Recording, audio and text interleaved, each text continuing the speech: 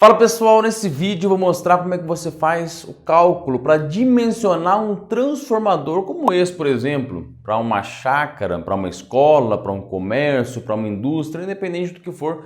Você vai ver que não é nem um bicho de sete cabeças, é bem simples fazer o cálculo corretamente para dimensionar um transformador como esse daqui. A fórmula é essa daqui, é bem simples, mas antes disso, é claro que é preciso que você tenha feito todo o projeto elétrico, tenha feito a distribuição das cargas e nessa distribuição você vai ter o valor correto de cada carga por circuito, corretamente, né, tudo bem distribuído, e aí você precisa fazer a somatória total dessas cargas instaladas, ok? E aí você pode fazer essa somatória por circuito ou por carga mesmo, individualmente, uma por uma.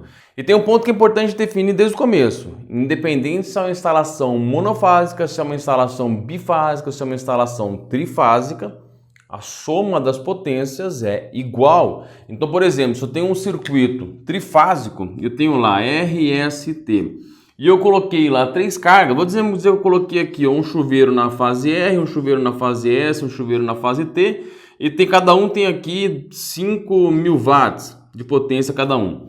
Eu vou somar 5.000 mais 5.000 mais 5.000, vai dar 15.000, essa é a minha potência total instalada.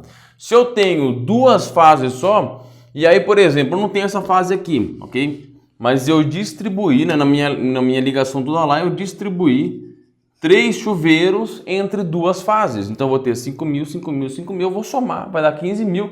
Independente se é monofásico, trifásico, bifásico, você vai somar toda a carga, não vai distribuir, não vai dividir por raiz de 3, nada. Você vai somar todas as potências e vai dar a potência final que tem que ser calculada, ok? Deixar bem claro isso. Então, por exemplo, se eu tenho lá um comércio, uma indústria que tem motores elétricos, então você vai somar, por exemplo, motor 1, ele tem lá 10 kW. Motor 2, ele tem 5 kW e assim por diante você vai somando, tá bom? Independente se tá um na fase R, um na fase S, não vai dividir pela raiz de 3 fazer nada. Primeira coisa para a gente resolver essa fórmula aqui é isso. Você vai pegar aqui SN, S quer dizer potência, o N nominal, ou seja, potência nominal do transformador, que é o que a gente quer descobrir, ou seja, a potência nominal do circuito vai ser a mesma, a potência nominal que o transformador precisa suportar e fornecer ali para a sua rede, né, para a sua instalação ali funcionar, ok? Então, para a gente começar, a gente vai colocar aqui, né, o SN, que é a potência nominal que a gente quer descobrir. E aí a gente começa primeiro fazendo isso daqui, ó, calculando a potência, ou seja, a somatória das potências total instaladas. Uma coisa importante, não vai fazer, por exemplo, tá? Essa potência aqui, você pode, por exemplo, fazer o seguinte, somar a potência 1 com a potência 2, com a potência 3, como eu falei, né? Você somando carga por carga, ou você pode somar circuito por circuito, né? Ou seja, eu já mostrei isso aí nos vídeos anteriores. Como é que você faz, por exemplo, para abrir um circuito, né, numa casa, numa loja, o que for, e você vai deixar as tomadas no ponto, mas você não sabe o que vai ser instalado lá. Então você vai, conforme que a NBR 5410 diz, pelo tipo de ambiente, pelo tipo de utilização, pelo perímetro da área, você vai deixar uma potência disponível. Então, nesse caso, você poderia somar, por exemplo, motor 1, motor 2, motor 3 ou motor 1, vamos colocar aqui então que eu estou somando o motor 1, mais o circuito 1. Então, o circuito 1, por mais que eu não saiba os aparelhos que vão estar instalados, eu sei qual é a potência que eu tenho destinada para aquele circuito. Essa potência destinada vai ter que entrar aqui na somatória para eu poder descobrir o transformador, ok? E aí uma coisa importante de fazer é quando você for fazer essa somatória das potências, não misture, tá? Por exemplo, eu tenho meu motor que eu coloquei em quilowatts, e eu vou somar aqui, ó, com o meu circuito que eu coloquei, por exemplo, em kVA. Não misture quilowatts com kVA, que no final aqui vai dar uma confusão, não faça isso. Ou você coloca todas as cargas em quilowatts e soma todas elas, ou seja, o meu circuito eu vou colocar em quilowatts, o meu motor eu vou colocar em quilowatts, ou eu coloco o meu motor em kVA e o meu circuito em kVA. Sempre a mesma regra, sempre a mesma unidade de medida para todos os circuitos. Então agora vamos substituir aqui então o SP, vamos dizer que eu somei todas as minhas cargas, somei tudo que tinha lá e deu exatamente 80 kW. kW. E uma coisa importante aí para quem tem um pouquinho de dificuldade com essa unidade de medida, é bom você lembrar o seguinte: quando a gente tem, por exemplo, 3.000 watts ou watts, né? Você vai ter 3, ou seja, 3.000, né? Então, ou seja, 3,0 kW, ok?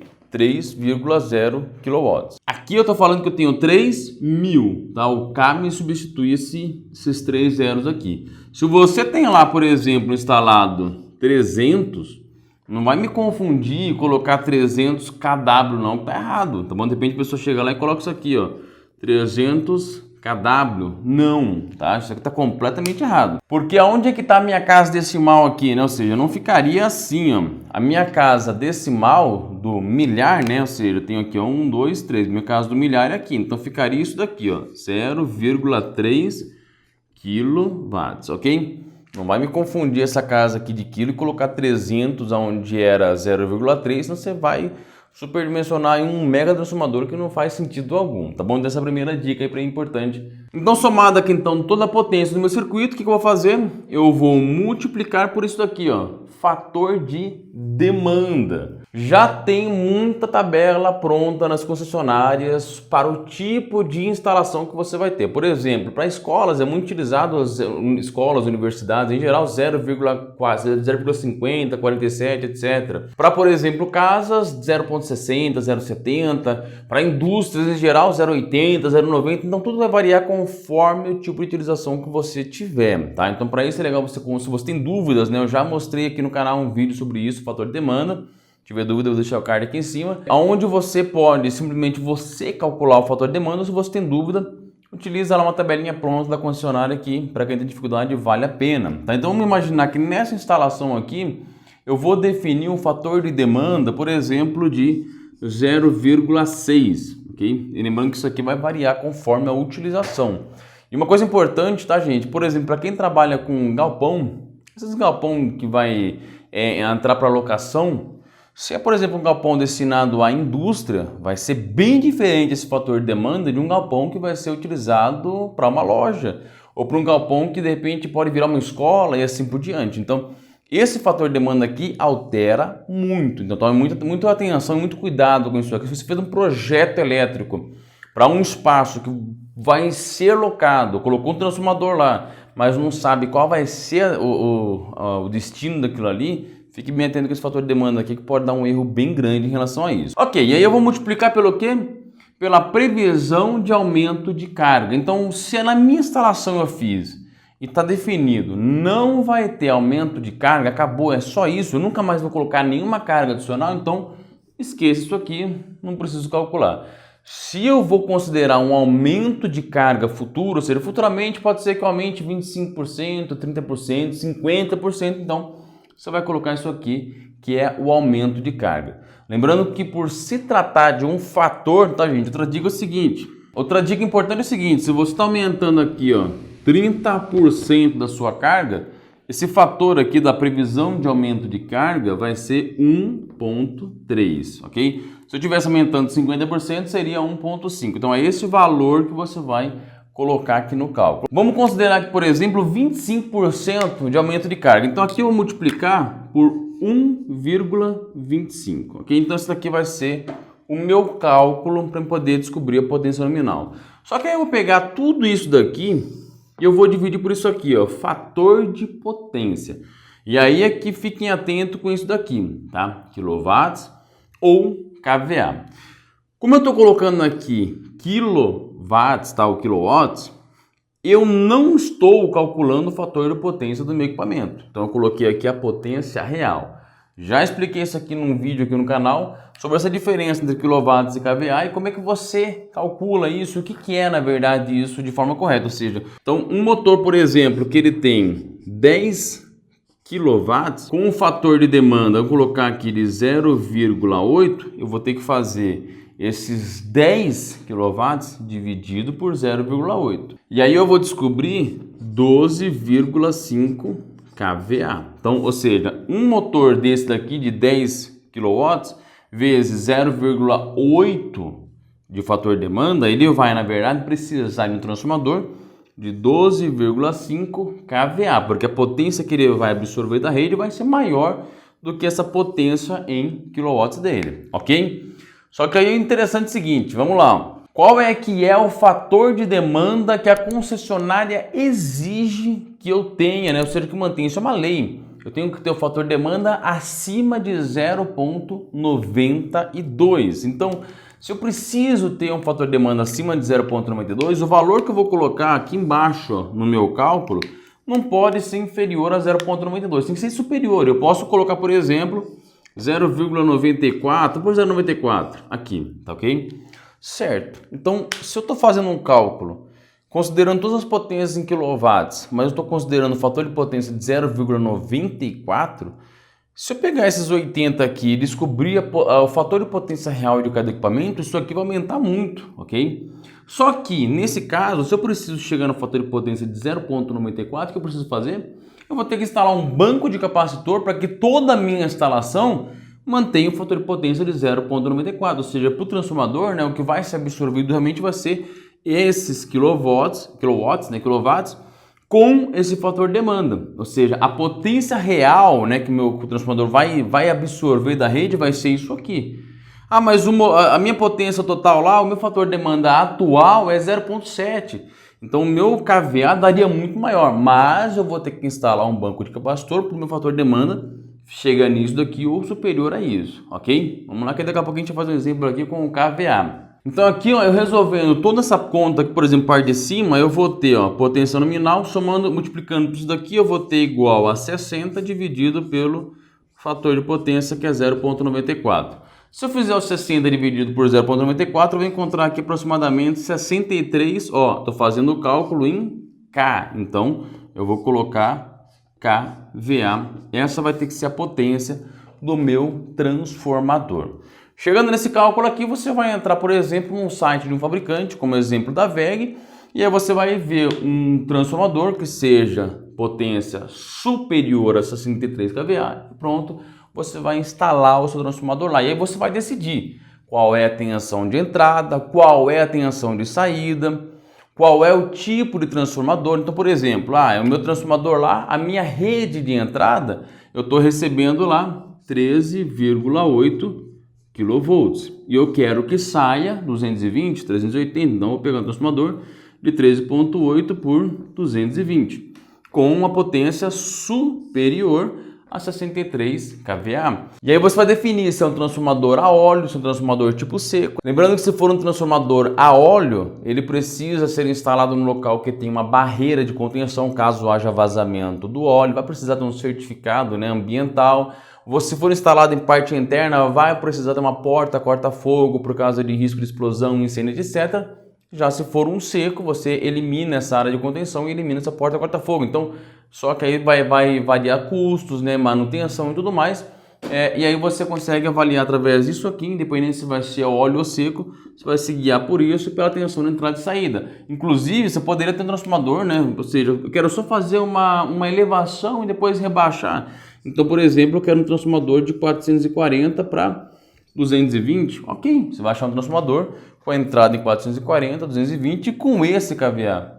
Só isso, você está dimensionando corretamente o seu transformador. Entra no site lá da WEG ou de um fabricante de transformador, escolhe se você quer óleo ou seco, vai lá ver custos, cota com o vendedor, tudo, e você definiu o seu transformador, ok? Vamos, por exemplo, agora, se eu tivesse todos os dados em kVA, vamos lá? Vamos agora aqui, por exemplo, como se eu estivesse calculando tudo em kVA, como eu falei, olha só como é que ficaria um pouco diferente, tá? Então vamos dizer que eu peguei toda a minha instalação, fiz lá a somatória de todos os equipamentos, só que aí eu peguei individualmente o fator de potência de cada equipamento, e eu já mostrei isso nos vídeos anteriores, como é importante você saber o fator de potência de cada equipamento para poder calcular corretamente o cabo e o disjuntor de cada um. Ou seja, não quer dizer que eu tenho, por exemplo, um motor de 10 kW com um fator de potência de 0,8, ele não vai consumir isso daqui da minha rede, porque eu tenho esse motor